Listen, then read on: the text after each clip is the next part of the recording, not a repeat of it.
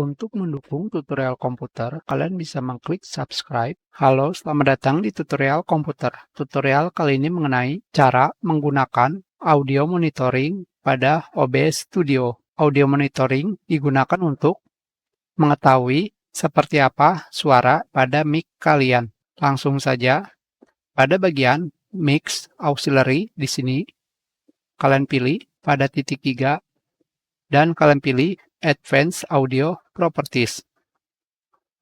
Di sini, pada bagian Mix Auxiliary, Audio Monitoring, di sini terdapat 3 pilihan. Yang pertama adalah Monitor Off, yaitu suara pada mikrofon tidak akan terdengar pada speaker atau headphone. Pilihan kedua adalah Monitor Only. Suara ini akan terdengar pada speaker, tetapi tidak terekam.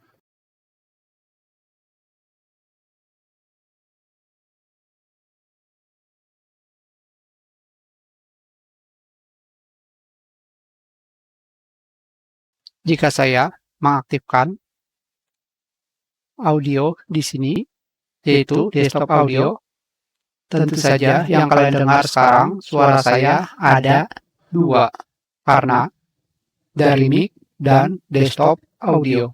Hanya seperti itu saja. Terima kasih.